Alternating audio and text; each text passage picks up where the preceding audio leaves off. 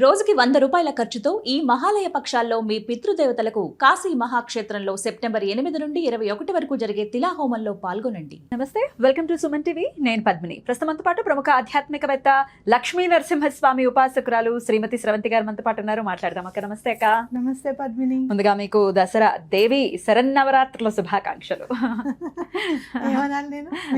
మీకు కూడా ఆబ్వియస్లీ అందరికీ కూడా శుభాకాంక్షలు. Thank you. శరన్నవరాత్రులు ఈ 9 రోజులు కూడా చాలా చాలా కాస్మిక్ ఎనర్జీ ఉండేటటువంటి రోజులుగా ఖచ్చితంగా చెప్తుంది మన శాస్త్రం. అందుకే ఎటువంటి పరిస్థితుల్లో 9 డేస్ని యూటిలైజ్ చేసుకోండి అని చెప్తుంటారు. ఒక్కసారి మీరు కూడా పలుమార్లు చెప్పి ఉన్నారు, అమ్మవారికి నవరాత్రులు చేయటం మొదలు పెడితే అప్పటి వరకు జీవితం ఒకటి, దాని తర్వాత జీవితం ఒకటి. ఎర్ర సిరాతో కూడా మనం నోట్ చేసి పెట్టుకోవచ్చు ఈ మాటల్ని అని ఢంకా బజాయించి మరీ చెప్పారని అనడంలో ఎటువంటి అతిశయోక్తి లేదు. అయితే వివరంగా మనం మాట్లాడుకుందాం అక్క. అంటే ఎలా చేసుకోవాలి, ఏం చేసుకోవాలి అందరికీ తెలిసినప్పటికీ ఏ రోజులు మొదట బాలా త్రిపుర సుందరితో మొదలుకొని మహిషాసుర మర్దిని వరకు సపరేట్ వీడియోస్ లాగా ఒకవేళ మనం ఇస్తే ఈ 9 వీడియోలు ఉపయోగపడేలాగా ఎవరెవరు ఏమేం చేసుకోవాలి చెప్తారా? తప్పకుండా చెప్తాను. మొదటి రోజు బాలా త్రిపుర సుందరి. అమ్మవారి నవరాత్రులు చేస్తే చాలా మంది ఫ్యామిలీస్ని నేను చూశాను. చాలా సెటిల్మెంట్ అనేది ఆ ఫ్యామిలీస్కి వచ్చిందని ఖచ్చితంగా చెప్పుకోవచ్చు. నాకు 17 సంవత్సరాలు అప్పటి నుంచి ఉపాసనలో ఉన్నా. ఒక్కొక్క సంవత్సరం ఒక్కొక్కటి కొత్తగా అనిపిస్తుంటుంది, కొత్తగా తెలుస్తూ ఉంటుంది. నేను ఎక్కడికైతే పూజలకి వెళ్ళేదాన్నో ఆవిడ ఇవాళ ఒకళ్ళు ఎవరైనా వస్తే గనక ఆవిడని నన్ను కలుస్తానని చెప్తారు. ఆవిడని అటైర్ చూసి మీరు ఆవిడని కలవద్దు, చేయొద్దని చెప్పి నాకు చెప్పొద్దు అని అన్నారనమాట పూజలు చేశారు. అంటే సింపుల్ గా వచ్చారు, ముతక చీర కట్టుకుని వచ్చారు, అమ్మ ఆవిడని కలవడానికి వీల్లేదు అనడానికి లేదు. అయితే ఆవిడ వస్తూనే ఇంత శ్రీచక్రం బంగారంది తీసుకొచ్చారు. ఇప్పుడే తెచ్చి నేను ఇది ఇద్దామని అనుకున్నాను ఇక్కడ అని చెప్పి వచ్చారనమాట. ఆవిడని కలవడము, శ్రీచక్రం ఇవ్వడం అంతా జరిగింది. ఆవిడని దింపేసి రమ్మంటే నేను నల్లకుంటలో ఉంటానని చెప్పారట. ఒక అన్నయ్యని ఇచ్చి పంపించారు నల్లకుంటలో దింపమని. శారదా అమ్మవారి గుడి రాగానే ఆవిడ అక్కడ దిగిపోయి, నువ్వు వెళ్ళు బాబు, నేను వెళ్ళిపోతానులే, మా ఇల్లు ఇక్కడే, దగ్గరికి వచ్చేసాను అని చెప్తే అతను సరేనండి అని దింపేసి, అవును ఇల్లు ఇక్కడే అని గుడి దగ్గర దింపేశాను, మళ్ళీ లోపలికంట నడుచుకుంటూ వెళ్తే కనీసం నేను నుంచోవాల్సింది కదా అని చెప్పి వెనక్కి తిరిగి చూసేసరికి ఆవిడ గుడిలోకి వెళ్ళిపోతూ కనిపిస్తే, గుడికి ఎందుకు వెళ్ళింది ఈవిడ అని వస్తే గేట్ వేసేసి ఉంది, మళ్ళీ ఎవరు లేరు. అంటే అమ్మవారే ఇచ్చారు అని చెప్పి ఖచ్చితంగా నమ్మారనమాట. బంగారు శ్రీచక్రం ఇప్పటికే ఉందా ఆవిడ దగ్గర? ఇప్పటికే ఉంది. అంత అమ్మవారు ఎంత తొందరగా అనుగ్రహిస్తారు అని అంటే, ఆవిడ అనుగ్రహానికి ఢిల్లీ వెంకన్న విజయవాడ అతనికి కూడా రిక్షా ఎక్కి సినిమా చూసాను, నువ్వు దింపమని చెప్తే ఇప్పటికీ విజయవాడలో అమ్మవారు రోజు రాత్రిపూట తిరుగుతారట విజయవాడ అంతా కూడా. ఆవిడ కూడా గుళ్ళోకి వెళ్ళిపోతే, అవును నా డబ్బులమ్మా అంటే నీ తలపాగలో పెట్టాను అని చెప్తే తలపాగలో బంగారు గాజులు ఉన్నాయి అతనికి. అంటే అమ్మవారు అనుగ్రహించాలి అని అంటే ఎలా అయినా సరే అనుగ్రహిస్తారు అనేది మనం ఖచ్చితంగా నమ్మాలి. ఈ గాజులు వాడికి గాజులు వేసిన అది కూడా గాజుల అబ్బాయికి అది కూడా మనం వింటూ ఉంటాం. చూపించు అంటే చందోల్ మీ అమ్మాయికి మీ వాళ్ళకి గాజులు వేసానండి అని అంటే, మా ఇంట్లో అంతమంది ఇంకోళ్ళు ఎవరు ఎక్స్ట్రా ఉన్నారు, చిన్నపిల్లలు ఎవరు లేరే అంటే, అయ్యో ఉన్నారండి వేయించుకుంటేను గాజులు, అదేంటి అని అంటే, సరేలే ఆర్గ్యుమెంట్ ఎందుకని చెప్పి ఆయన ఇచ్చేస్తారు డబ్బులు. ఇంటికి వచ్చిన తర్వాత చిన్నపిల్లకి వేసాను ఏంటంటే, అమ్మవారి దగ్గర ఉన్నాయి ఆ గాజులు దేవుడి రూమ్లో అనమాట. ఆ చిన్న పిల్లలాగా నడియాడేవారట చందోల్ తాతగారి దగ్గర అమ్మవారు. ఇవన్నీ ఎవరెవరికో జరుగుతున్నాయి, మాకు జరుగుతాయా ఇటువంటి ఎక్స్పీరియన్సెస్, మేము కూడా అమ్మవారిని ఫీల్ అవ్వచ్చా అని అడిగేవాళ్ళు లేకపోలేరు. వారికి మీ సమాధానం? తప్పకుండా. అసలు విజయవాడ కనకదుర్గమ్మ దగ్గరికి కనీసం 2 నెలలకు ఒకసారన్నా వెళ్ళడం అనేది స్టార్ట్ చేయండి. తప్పకుండా అమ్మవారు పలుకుతారు అనేది నా జీవితంలో ఎన్నోసార్లు చూసాను నేను. విజయవాడ కనకదుర్గమ్మ టెంపుల్ అయితే మాత్రం కాళ్ళు బాగా కాలుతాయి, నేను స్పీడ్గా నడవలేను కదా, బాగా కాలుతూ ఉంటాయి కాళ్ళు అని భయం వేసి ఎలా వెళ్తాను ఈ మెట్ల మీద నుంచి అని దర్శనం చేసుకున్న తర్వాత వస్తుంటే, అమ్మ కాలేమో స్పీడ్గా నడవలేము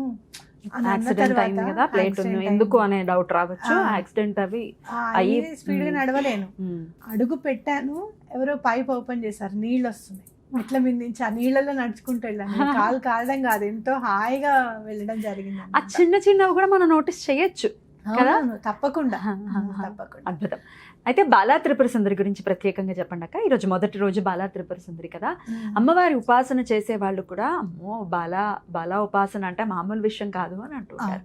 ఏమిటంత వైశిష్ట్యం ఏంటి అని అంటే, చిన్న పిల్లల్ని తొందరగా మచ్చిక చేసుకోగలము, మనం ఎలా అయినా సరే మాట వినేటట్టుగా చేసుకోగలం. అలా అమ్మవారిని బాలా త్రిపుర సుందరి దేవి రూపంలో కనుక మనం పూజిస్తే చాలా తొందరగా అనుగ్రహిస్తుంది అమ్మవారు అని చెప్పచ్చు.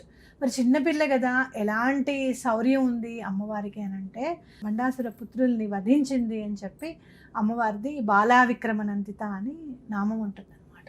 అంత చిన్న పిల్లప్పుడు 9 ఏళ్ల పిల్లప్పుడు బండాసురుణ్ణి వాళ్ళ పుత్రుల్ని వధించింది అమ్మవారు అని చెప్పి చెప్తారు మనకి లలితా శాస్త్రం. మరి అమ్మవారు చిన్నపిల్ల రూపంలో ఎందుకు ఉద్భవింపజేశారు, తనలో నుంచి చిన్నపిల్లని ఎందుకు ఉద్భవింపజేశారు అని అంటే గనక, అమ్మవారికి చిన్నపిల్లలంటే చాలా ఇష్టము, మాట్లాడాలంటే చాలా ఇష్టం అట. నాతో మాట్లాడడానికి ఎవరైనా ఉంటే బాగుండు అని చెప్పి బాలని ఉద్భవింపజేశారట.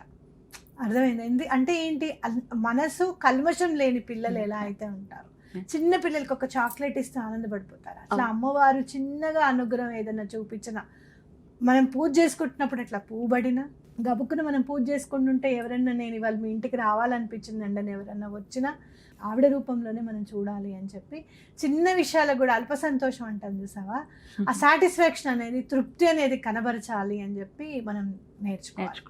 అయితే అమ్మవారు మరి బాల రూపంలో మనం ఎలా పూజించాలి అంటే, మీరు చక్కగా లలితా శాస్త్రం తప్పకుండా చదువుకోండి, దుర్గా ద్వాత్రింశ నామాలు తప్పకుండా చదువుకోండి, కలశం పెట్టాలి, కలశ స్థాపనే చెయ్యాలి, మా ఇంట్లో వద్దంటారండి, ఇవన్నీ వదిలేసేయండి. అసలు ముందు అమ్మవారి ఎంట్రన్స్లోకి మనం అడుగుపెట్టి లోపలికి వెళ్ళాలి. వెళ్ళిన తర్వాత అమ్మవారు ఒక్కొక్కరికి అలంకరణ చేయడంలో ఇంట్రెస్ట్ వచ్చేటట్టు చేస్తారు, ఒక్కొక్కరికి స్తోత్రాలు ఎక్కువ చదువుకోవడంలో ఇంట్రెస్ట్ ఎక్కువగా ఉండేటట్టు చేస్తారు, ఒక్కొక్కళ్ళకి లలితా సహస్రనామం రోజుకి 3 సార్లు చదవాలనే ఇంట్రెస్ట్ వచ్చేటట్టు చేస్తారు.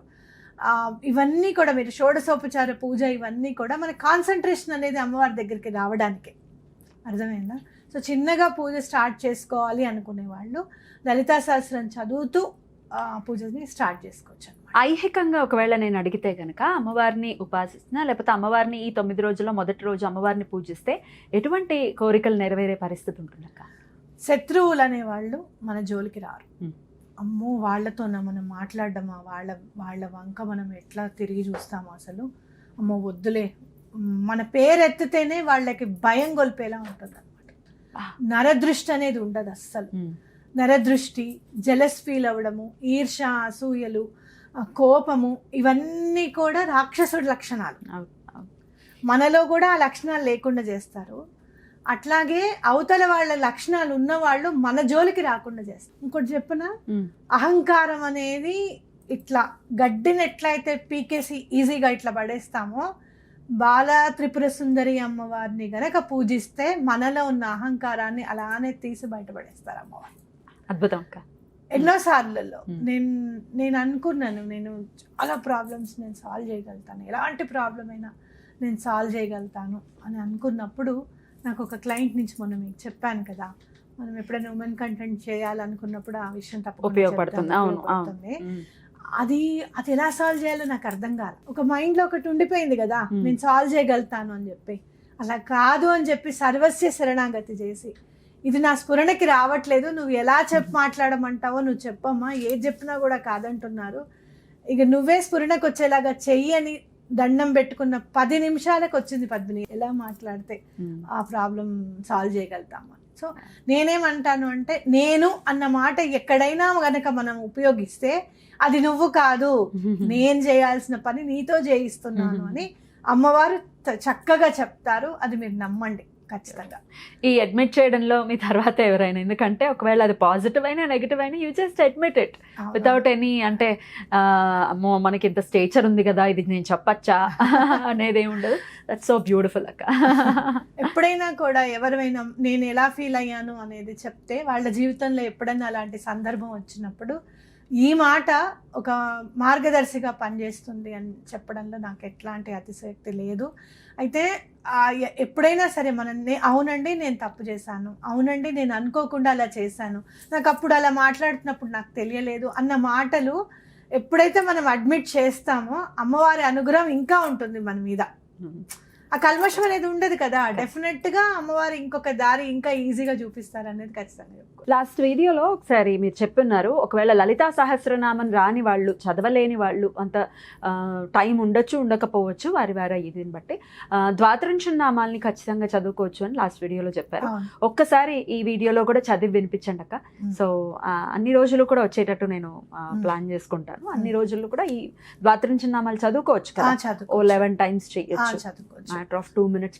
ఒకసారి ఈ వీడియోలో కూడా ఆ విఘ్నేశ్వరుడి పాదపద్ములకు నమస్కరిస్తూ మనం దుర్గా అమ్మవారిది ద్వాదశ నామాలు చదువుకో. దుర్గా దుర్గార్తి శమని, దుర్గా పద్మిని వారిణి, దుర్గమచ్ఛేదిని, దుర్గ సాధిని, దుర్గనాశిని, దుర్గతోద్ధారిణి, దుర్గ నిహంత్రి, దుర్గమాపహ, దుర్గమజ్ఞానద, దుర్గ దైత్య లోక దవానల, దుర్గమా దుర్గమాలోక, దుర్గమాత్మస్వరూపిణి, దుర్గమార్గప్రద, దుర్గమ విద్య, దుర్గమాశ్రిత, దుర్గమజ్ఞాన సంస్థాన, దుర్గమధ్యానవాసిని, దుర్గమోహ, దుర్గమగ, దుర్గమార్థస్వరూపిణి, దుర్గమాసురహంత్రి, దుర్గమాయుధధారిణి, దుర్గమాంగి, దుర్గమాత, దుర్గమ్య, దుర్గమేశ్వరి, దుర్గభీమ, దుర్గభామ, దుర్గభా, దుర్గధారిణి, నామావళిమిమాం యస్తు దుర్గాయ మమ మానవః పఠేద్వత్సర్భయాన్ముక్తో భవిష్యతి న సంశయః శత్రుభిః పీడ్యమానో వా దుర్గబంధగతోపి వా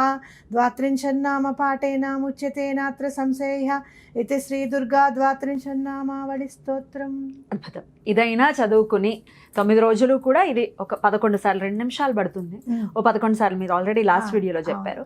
ఇది స్వయంగా అమ్మవారే ఇచ్చినటువంటి నామాలు. అయితే లలితా సహస్రం అనేది చదవడం అనేది, స్టార్ట్ చేయడం, నేర్చుకోవడం అనేది ఈ 9 రోజుల నుంచి మీరు మొదలు పెడితే గనక ఈ 9 రోజులు కూడా చాలా పవర్ఫుల్ ఎనర్జీ అనేది మనం చూస్తాం ప్రకృతిలో కూడా. కాబట్టి నేర్చుకోవడానికి ట్రై చేస్తే చాలా తొందరగా నేర్చుకోవడానికి అవకాశం ఉంటుంది. మీరు లలిత సహస్రనామంలో చదివితే కూడా హయగ్రీవుడు, అగస్త్యుడు రహస్య సంవాదే అంటే వాళ్ళిద్దరు కూర్చుని మాట్లాడుకుంటూ, రహస్య సంవాదం అంటే అది రహస్యంగా ఉండాలి, అది ఎవరు చదువుకోకూడదు. లలిత సహస్రనామాలకి కూడా స్టార్టింగ్లో ఉండేది. నా చిన్నప్పుడు అమ్మో లలిత చదువుతున్నావా, అంత అవసరం ఏంటని అడిగేవారు. అవును, ఇది వరకు విన్నాను. అట్లా అని కాదు, రహస్య సంవాది అంటే ఏంటంటే వాళ్ళిద్దరే కూర్చొని ఆ విషయం గురించే చాలా ఇంపార్టెంట్ గా మాట్లాడుకుంటున్నారు. That's an important meeting. ఇది ఎలా చెప్పాలి, ఎవరు ఎలా చదవాలి, ఇది చదివితే దాని ఫలితం ఎట్లా ఉంటుంది అని చెప్పడం అనమాట. అంతేగాని ఇది రహస్యము, ఇది చదువుకోకూడదు, అమ్మో ఇది చదివితే ఇంకేమన్నా ఉందా అనేది మాత్రం కాదనమాట. కాబట్టి నేర్చుకోండి, వాళ్ళు మన కోసమే అది తీసుకొచ్చారనేది గుర్తుపెట్టుకోవాలి. చాలా అద్భుతంగా వివరించారు. ఇక నెక్స్ట్ వీడియోలో 2వ రోజు ఏ అమ్మవారిని కొలుచుకోవచ్చు, ఆ అమ్మవారి వైశిష్ట్యం ఏమిటి, ఎటువంటి ఈతి బాధల నుంచి బయటపడతాము అమ్మవారిని కొలుస్తే ఇత్యాది విషయాలు నెక్స్ట్ వీడియోలో మనం మాట్లాడుకుందాం అక్క. Thank you so very much. నమస్తే.